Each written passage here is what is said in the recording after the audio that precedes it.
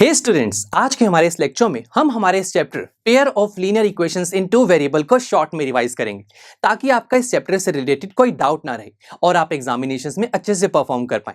तो आइए शुरू करते हैं।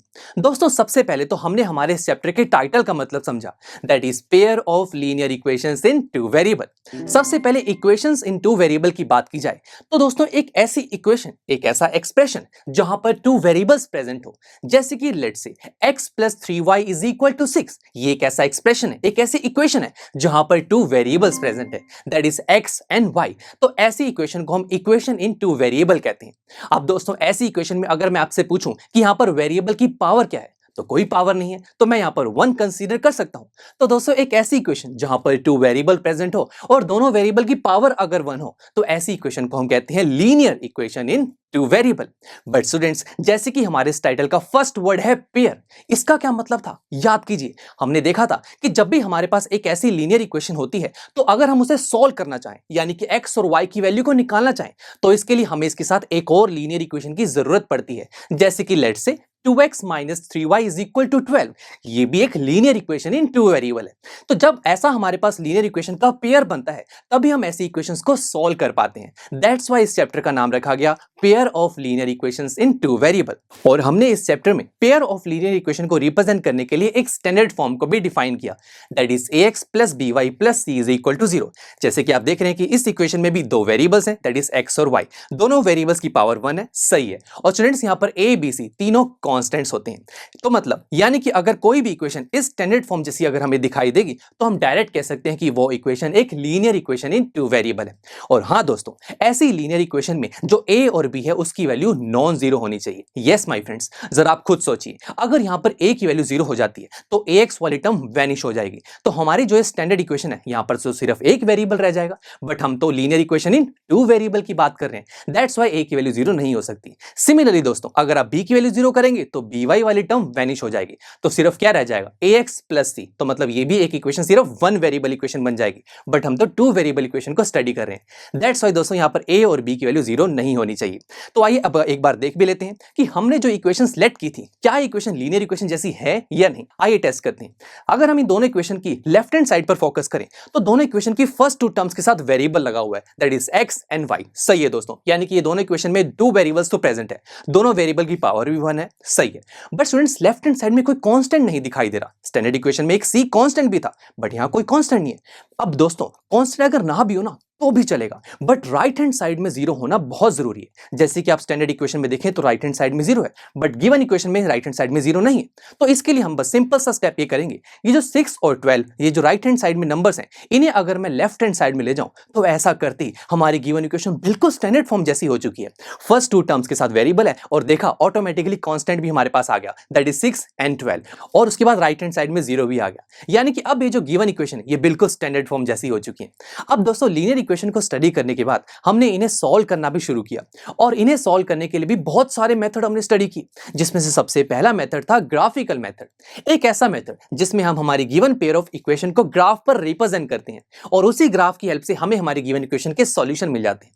अब दोस्तों, किसी भी इक्वेशन को ग्राफ पर रिप्रेजेंट करने के लिए हमें कुछ पॉइंट्स चाहिए होते हैं, और उन सभी पॉइंट्स को हम हमारी गिवन इक्वेशन से फाइंड आउट कर सकते हैं। इसके लिए हम हमारी गिवन इक्वेशन में किसी एक वेरिएबल की पहले वैल्यू निकालते हैं। लेट्स से सबसे पहले मैंने फर्स्ट इक्वेशन को पिक किया, that is x plus 3y is equal to 6। यहां पर मैंने लेट्स से y की वैल्यू को फाइंड आउट किया। आप x की वैल्यू भी निकाल सकते हैं, तो y की वैल्यू आ रही है 6 माइनस x डिवाइड बाई 3। तो ये हमारे पास एक एक्सप्रेशन बन गया। अब दोस्तों, जैसे कि हमें जानते हैं कि यहाँ पर x और y दोनों वेरिएबल्स हैं। अब अगर x एक वेरिएबल है, वेरिएबल का मतलब यह है कि हम यहाँ पर x की कोई भी वैल्यू पुट कर सकते हैं अपनी मर्जी से। तो बस ऐसे ही हम करते हैं, हम एक टेबल रेडी करते हैं। इस टेबल में हम x की डिफरेंट डिफरेंट वैल्यूज को पुट करते हैं, और उसकी हेल्प से हमारे पास y की वैल्यूज आती रहती हैं, और हमारे पॉइंट्स बन जाते हैं। जैसे कि लेट्स से x की वैल्यू को मैंने पुट किया 0, तो y की वैल्यू आ रही है 2। सिमिलरली उसके बाद x की वैल्यू को आप कुछ भी पुट कर सकते हैं, लेट्स से 3, तो ऐसा करते ही y की वैल्यू आ रही है 1। तो बस ऐसा करते करते आप यहां पर बहुत सारे पॉइंट्स फाइंड आउट कर सकते हैं, बट ग्राफ बनाने के लिए 2 पॉइंट्स सफिशिएंट है। उसके बाद दोस्तों, इसी तरीके से सेकंड इक्वेशन के भी पॉइंट्स हम फाइंड आउट कर लेंगे। तो आइए अब दोनों टेबल से जो हमारे पास पॉइंट्स आए हैं उन्हें ग्राफ पर रिप्रेजेंट करेंगे। ग्राफ स्टूडेंट्स, एक ग्राफ में हम सबसे पहले दो एक्सिस कंसीडर करते हैं, एक होती है एक्स एक्सिस और दूसरी होती है वाई एक्सिस। अब हम जिन पॉइंट्स को प्लॉट करना चाहते हैं ग्राफ पर, वो पॉइंट्स कैसे दिखाई दे रहे हैं?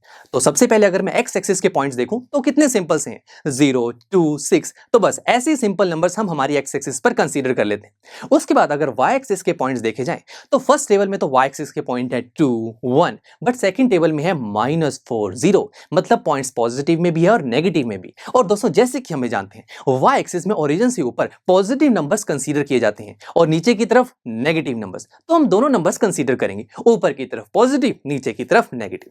तो आइए अब सभी पॉइंट्स को ग्राफ पर शो करते हैं। सबसे पहले फर्स्ट टेबल अगर हम देखें तो फर्स्ट टेबल का फर्स्ट कॉलम हमें क्या कह रहा है कि जब x की वैल्यू 0 है तो y की वैल्यू 2 है। इसका मतलब यह है कि आपको सबसे पहले तो ओरिजिन पर चले जाना है। x की वैल्यू 0 का मतलब यह है कि आपको x एक्सिस में बिल्कुल नहीं चलना। y की वैल्यू 2 का मतलब यह है कि आपको y एक्सिस में 2 पॉइंट तक जाना है और यहां पर एक डॉट लगा देंगे। सिंपल, ये पॉइंट हमने दिखा दिया ग्राफ पर।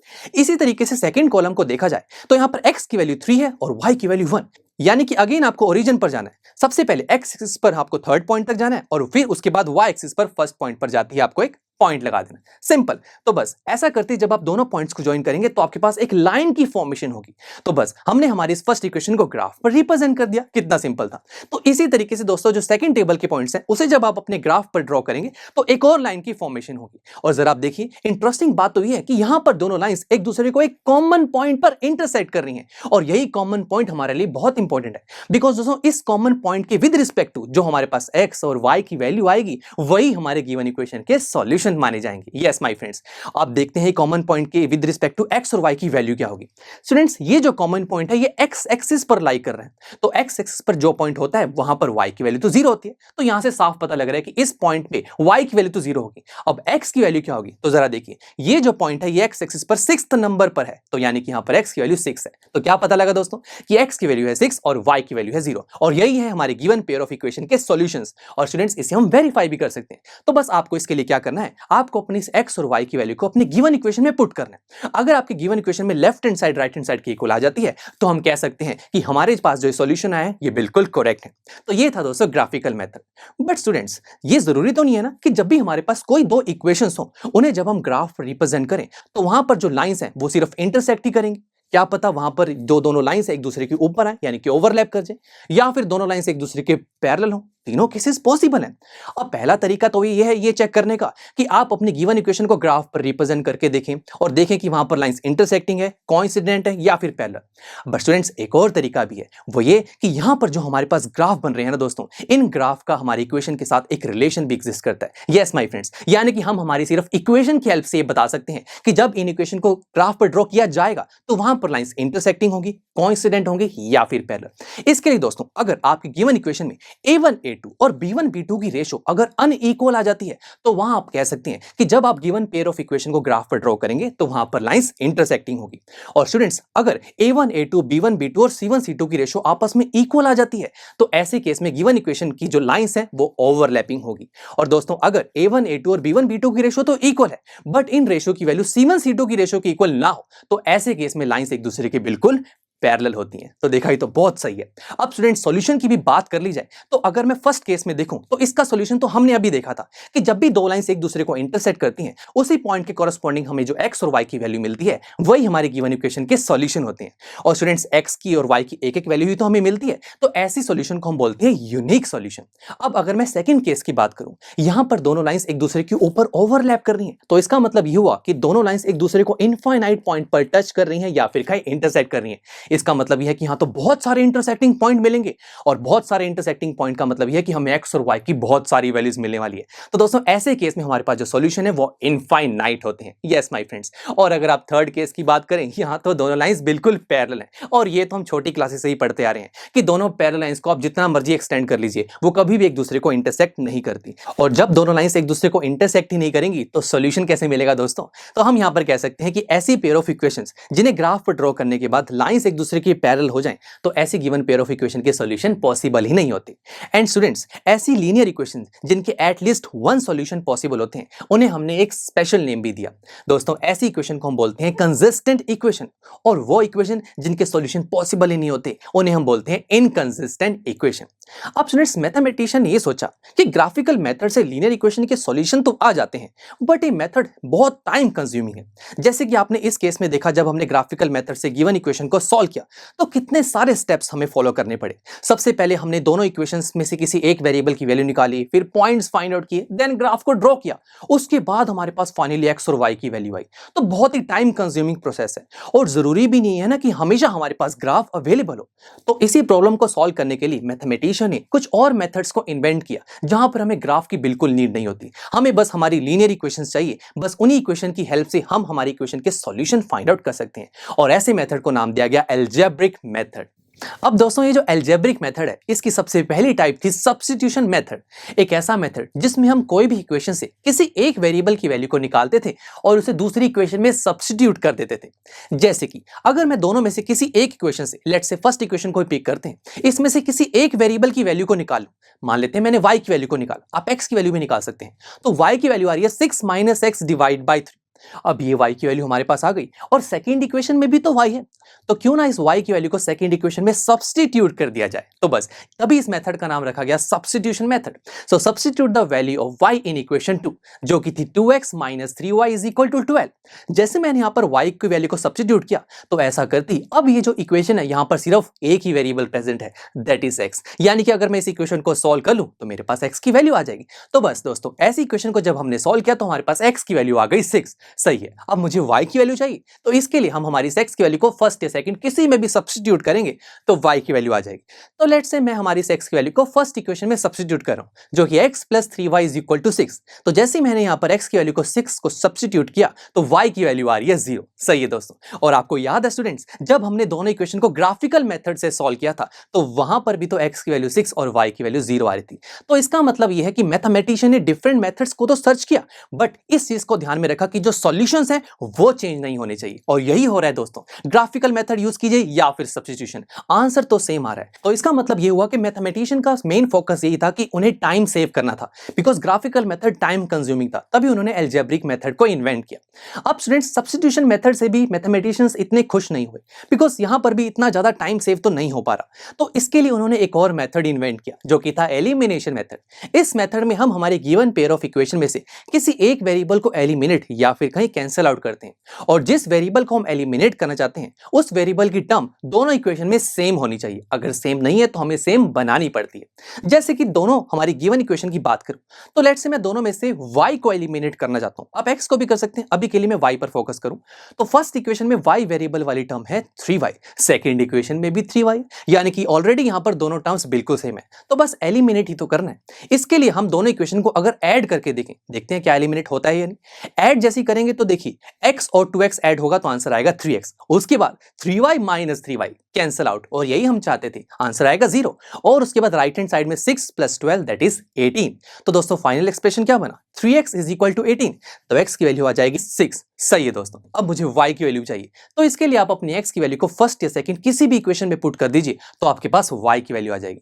तो मैं अभी के लिए यहाँ पर x की वैल्यू को फर्स्ट इक्वेशन में पुट कर रहा हूँ, that is x + 3y is equal to 6। तो यहाँ पर जैसे ही मैंने x की वैल्यू को 6 पुट किया तो y की वैल्यू 0 आ रही है। तो देखा आपने दोस्तों, यहाँ पर भी x की वैल्यू 6 और y की वैल्यू 0 आ रही है। तो आपने देखा मैथमेटिशियंस बहुत स्मार्ट थे, उन्होंने ऐसे मेथड्स को इन्वेंट किया जहां पर सॉल्यूशंस चेंज नहीं हो रहे। सॉल्यूशन यहाँ पर देखिए वही आ रहा है सेम, x की वैल्यू 6 और y की वैल्यू 0। उनका मेन फोकस सिर्फ टाइम सेव करना था। बट स्टूडेंट्स, मैथमेटिशियन अब भी खुश नहीं हुए। उन्होंने सोचा कि यार सब्स्टिट्यूशन और एलिमिनेशन इतना ज्यादा भी टाइम सेव नहीं कर पा रहे, तो उन्होंने एक और मेथड इन्वेंट किया, that is cross multiplication method. ये एक ऐसा मेथड है जिसमें हमें कुछ ज्यादा कुछ सोचने की जरूरत ही नहीं होती। यहां तो हमें कुछ 3 स्टेप्स फॉलो करने होते हैं और उसके बाद हमारे गिवन पेयर ऑफ इक्वेशन के सॉल्यूशन हमारे पास आ जाते हैं। इस मेथड में दोस्तों हमारा सबसे पहला स्टेप ये होता है कि हमारी जो गिवन इक्वेशन है वो स्टैंडर्ड फॉर्म में होनी चाहिए, यानी कि ax + by + c is equal to 0 इस फॉर्म में होनी चाहिए। इस फॉर्म में अगर मैं देखूं तो फर्स्ट 2 टर्म्स में वेरिएबल्स हैं, उसके बाद एक कांस्टेंट है, देन राइट हैंड साइड में 0 भी है। अब देखते हैं क्या हमारी गिवन इक्वेशन स्टैंडर्ड फॉर्म में है या नहीं। गिवन इक्वेशन को देखा जाए तो फर्स्ट 2 टर्म्स में तो वेरिएबल है, परफेक्ट। हाँ, बट कोई कांस्टेंट नहीं है लेफ्ट हैंड साइड में। बट मैंने आपको शुरू में बताया था कांस्टेंट ना भी हो तो भी चलेगा, बट राइट हैंड साइड में जीरो होना बहुत जरूरी है। तो कोई प्रॉब्लम नहीं है, यहाँ पर राइट हैंड साइड में जीरो नहीं है, यहाँ तो 6 और 12 है, तो हम 6 और 12 को लेफ्ट हैंड साइड पर ले जाते हैं। तो ऐसा करती हमारी गिवन इक्वेशन बिल्कुल स्टैंडर्ड फॉर्म में आ चुकी है। फर्स्ट टू टर्म्स के साथ वेरिएबल है, देन कांस्टेंट और फिर राइट हैंड साइड में जीरो।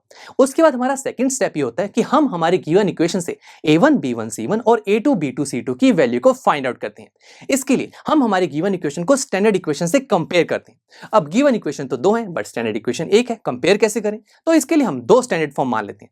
फर्स्ट इक्वेशन के लिए हम a b c की जगह a1 b1 c1 लिख देंगे, सेकंड इक्वेशन के लिए a2 b2 c2। तो आइए कंपैरिजन करते हैं। जब आप फर्स्ट इक्वेशन को फर्स्ट स्टैंडर्ड फॉर्म से कंपेयर करेंगे तो क्या होगा? देखिए, जब आप a1 x को x से कंपेयर करेंगे तो x के साथ तो कोई कांस्टेंट नहीं है, कोई बात नहीं, मैं 1 मान सकता हूं। इसका मतलब यह है कि a1 की वैल्यू आ रही है 1। इसी तरीके से जब आप b1 y को 3y से कंपेयर करेंगे तो b1 की वैल्यू 3, एंड लास्ट में जब आप c1 को -6 से कंपेयर करेंगे तो c1 की वैल्यू -6। अब इसी तरीके से जब आप सेकंड इक्वेशन को सेकंड स्टैंडर्ड फॉर्म से कंपेयर करेंगे तो आपके पास a2 b2 c2 की भी वैल्यू आ जाएगी। तो बस दोस्तों, दोनों स्टेप्स करने के बाद हमारा फाइनल स्टेप होता है क्रॉस मल्टीप्लिकेशन मेथड का यूज करना। इस मेथड में हमें एक छोटी सी चीज ध्यान रखनी होती है कि हमें सबसे पहले लिखना होता है BCAB, यस माय फ्रेंड्स, और ये मैं फर्स्ट टाइम लिख रहा हूं तो इनके नीचे हम लिख देंगे 1। अब यही चीज हम दोबारा से लिखते हैं, बट ये मैं सेकंड टाइम लिख रहा हूं तो नीचे लिख देंगे 2। सिंपल। अब ऐसा करते हमारे सेटअप में 3 ब्लॉक्स बन रहे हैं और मैथमेटिशियन ने इन तीनों ब्लॉक्स को नाम भी दिया। फर्स्ट ब्लॉक का नाम रखा गया x block, second is y block and third is constant, that is 1। अब स्टूडेंट्स, जैसे कि आप यहां देख रहे हैं कि हमारे सेटअप पे हमें अब a1 b1 c1 और a2 b2 c2 की वैल्यू चाहिए, और तभी देखिए स्टेप 2 हमने पहले से कर रखा है। यहां पर हमने a1 b1 c1 और a2 b2 c2 सभी की वैल्यूज को फाइंड आउट कर रखा है। तो आइए सभी वैल्यूज को अपने सेटअप में पुट कर दीजिए। चलिए, सेटअप तो पूरा रेडी हो चुका है। अब हम हर एक ब्लॉक को अलग अलग सॉल्व करेंगे। सबसे पहला ब्लॉक x ब्लॉक, इसका रिजल्ट हम कुछ ऐसे लिखेंगे, x डिवाइडेड बाय डिनोमिनेटर में इस ब्लॉक का रिजल्ट लिखा जाएगा। आइए क्रॉस मल्टीप्लाई करते हैं। जब दोस्तों 3 -12 से मल्टीप्लाई होगा तो आंसर आ जाएगा -36। सिंपल। बट यहां पर -3 और -6 तो रह गए, इनको कैसे मल्टीप्लाई करेंगे? इसके लिए मुझे -12 से वापस -3 की तरफ आना होगा, और वापस आने के लिए हम एक नेगेटिव साइन भी लगाते हैं। तो बस उसके बाद जब आप -3 और -6 को मल्टीप्लाई करेंगे तो देखिए दोनों टर्म्स के आगे माइनस है, ये तो मल्टीप्लाई होकर प्लस में कन्वर्ट हो जाएंगे, और 3 जब 6 से मल्टीप्लाई होगा तो आंसर आ जाएगा 18। Very simple. अब इसी तरीके से दोस्तों आप y ब्लॉक और कांस्टेंट ब्लॉक को भी सॉल्व कर सकते हैं। अब यहां पर x और y की वैल्यू को निकालने से पहले हम सबसे पहले जो डिनोमिनेटर्स हैं इनको थोड़ा और सिंप्लीफाई कर लेते हैं। जैसे कि फर्स्ट ब्लॉक के रिजल्ट को देखा जाए तो डिनोमिनेटर में क्या है, -36 -18, इसको सॉल्व करेंगे तो आंसर आएगा -54। इसी तरीके से हमने सेकंड और थर्ड ब्लॉक के रिजल्ट को भी सिंप्लीफाई किया।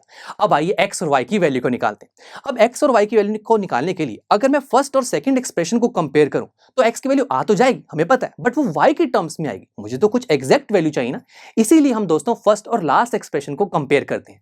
जैसे हमने फर्स्ट और लास्ट एक्सप्रेशन को कंपेयर किया तो ये हुआ x divide by -54 is equal to 1 divide by -9।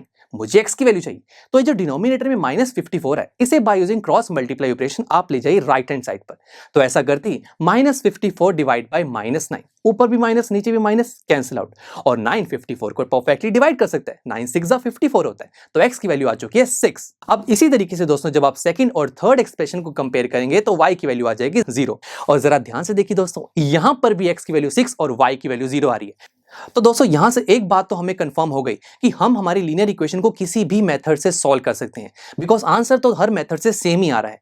But हमें एक ऐसा मेथड सिलेक्ट करना आना चाहिए जो मेथड फास्ट हो, जो जल्दी से हमारी गिवन पेयर ऑफ इक्वेशन को सॉल्व कर दे। और यही चीज तो दोस्तों हमने इस चैप्टर में सीखी है। इस चैप्टर में हमने कितने सारे क्वेश्चंस को सॉल्व किया और ये देखा कि कभी तो किसी क्वेश्चन में सब्स्टिट्यूशन मेथड बिल्कुल सही रहता था, और कभी एलिमिनेशन फास्ट होता था, और कभी तो ऐसा होता था कि क्रॉस मल्टीप्लिकेशन इतना ज्यादा फास्ट होता था कि जल्दी से हमारे पास सॉल्यूशंस आ जाते थे। तो यहां तक तो हमने पेयर ऑफ लीनियर इक्वेशन को डिफरेंट मेथड से सॉल्व करना सीखा। बट स्टूडेंट्स, कई बार ऐसा भी होता है कि हमें हमारी डेली लाइफ में ऐसी इक्वेशंस भी देखने को मिल जाती हैं जो स्टैंडर्ड फॉर्म में नहीं होती। जैसे कि कुछ इसी इक्वेशन को देख लीजिए, जो कि 2x + 3y is equal to 1, और सेकंड इक्वेशन है 2x - 4y is equal to 2।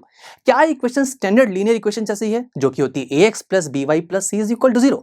बिल्कुल नहीं दोस्तों, स्टैंडर्ड इक्वेशन में तो कोई फ्रैक्शन ही नहीं है। बट ये जो हमारी गिवन इक्वेशन है यहाँ तो फ्रैक्शन आ रहा है। और दोस्तों अब तक हमने जितने भी मेथड्स को स्टडी किया वहां पर इक्वेशन स्टैंडर्ड फॉर्म में होती थी, तभी तो हम उन मेथड को अप्लाई कर पाते थे। तभी दोस्तों ऐसी इक्वेशंस को अगर हम सॉल्व करना चाहते हैं तो सबसे पहले हम हमारी गिवन इक्वेशन को स्टैंडर्ड फॉर्म में रिड्यूस या फिर कहीं कन्वर्ट करते हैं, उसके बाद हम किसी भी मेथड का यूज करके उन्हें सॉल्व कर पाएंगे।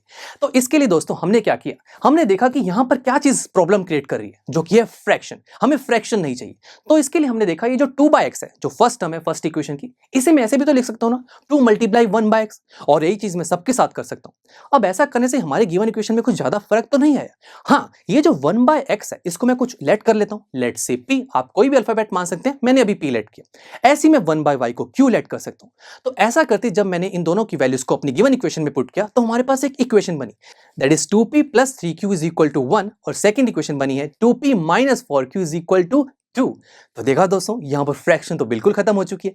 अब ये जो गिवन इक्वेशन है क्या स्टैंडर्ड फॉर्म जैसी है या नहीं, हमने इन्हें फिर दोबारा से कंपेयर किया। स्टैंडर्ड फॉर्म में हमें क्या चाहिए, फर्स्ट 2 टर्म में वेरिएबल होना चाहिए, उसके बाद constant, then right hand side में 0, राइट। बट देखते हैं गिवन इक्वेशन क्या स्टैंडर्ड फॉर्म में है या नहीं। गिवन इक्वेशन में देखें तो फर्स्ट 2 टर्म में 2 अल्फाबेट्स तो हैं, p एंड q। क्या ये वेरिएबल है? बिल्कुल दोस्तों, बिकॉज वेरिएबल को तो हम किसी भी अल्फाबेट से शो कर सकते हैं, जरूरी नहीं है कि आपको x और y से ही शो करना है। तो हाँ, बिल्कुल हम कह सकते हैं कि हमारे गिवन इक्वेशन में फर्स्ट 2 टर्म में वेरिएबल प्रेजेंट है। उसके बाद हाँ, कोई कांस्टेंट नहीं है लेफ्ट हैंड साइड में, बट हमें जान चुके हैं कांस्टेंट ना भी हो तो भी चलेगा, बट राइट हैंड साइड में 0 होना बहुत जरूरी है। यहाँ पर 0 नहीं है तो कोई प्रॉब्लम नहीं है। ये जो राइट हैंड साइड में दो नंबर्स हैं उन्हें मैं लेफ्ट हैंड साइड में ले जाता हूँ। तो ऐसा करती हमारी गिवन इक्वेशन बिल्कुल स्टैंडर्ड फॉर्म में आ चुकी है। तो बस आप अपनी इन गिवन इक्वेशन को अब किसी भी मेथड से सॉल्व कर सकते हैं, और जब आप इन्हें सॉल्व करेंगे तो आपके पास p और q की वैल्यू आ जाएगी। तो p की वैल्यू आ जाएगी 5/7 और q की वैल्यू आ जाएगी -1/7। बट स्टूडेंट्स, हम जिन इक्वेशन को सॉल्व करना चाहते थे वहां तो x और y प्रेजेंट थे ना, यानी कि मुझे x और y की वैल्यू चाहिए, p और q की नहीं। और स्टूडेंट्स, हमें जानते हैं कि हमारे पास x, y और p और q में एक रिलेशन एग्जिस्ट करता है। हमने कुछ लेट किया था ना, 1/x = p and 1/y = q। जब हमने दोनों एक्सप्रेशन को पिक किया तो बस यहां पर जैसे हमने p की वैल्यू को 5/7 पुट किया और इस एक्सप्रेशन का रेसिप्रोकल किया तो x की वैल्यू आ रही है 7/5। Very simple. इसी तरीके से जब आप सेकंड एक्सप्रेशन में q की वैल्यू को -1/7 पुट करेंगे तो आपके पास y की वैल्यू आ जाएगी -7। Very simple. और यही हम चाहते थे हमारे गिवन इक्वेशन के सॉल्यूशन। तो देखा दोस्तों आपने, हमने इस चैप्टर में एक चीज को अलग अलग तरीके से किया, जो कि थी pair of linear equation in 2 variable के सॉल्यूशंस। कभी तो हमने लीनियर इक्वेशन के सॉल्यूशन को ग्राफिकल मेथड से फाइंड आउट किया और कभी एल्जेब्रिक मेथड से। तो आई होप अब आपका इस चैप्टर से रिलेटेड कोई डाउट नहीं रहा होगा। एंड स्टूडेंट्स, इस चैप्टर में हमने जितने भी क्वेश्चंस और एग्जांपल्स को सॉल्व किया उसके रिटन नोट्स भी आपको PuseTech प्रोवाइड करता है, तो आई विल सजेस्ट आप उन्हें भी जरूर विजिट कीजिए। तो चलिए मिलते हैं अब आपसे नेक्स्ट चैप्टर में। Thank you for watching. I am sure students, आपको ये लेक्चर काफी पसंद आया होगा, और ऐसे ही मजेदार तरीके से अपने हर एक कॉन्सेप्ट क्लियर करने के लिए डाउनलोड कीजिए PuseTech ऐप को, जहां पर आपके पास और भी बहुत सारे ऑप्शंस होंगे, जैसे कि back exercise solutions, tip videos, sample papers and much more. So what are you waiting for? Download the app now.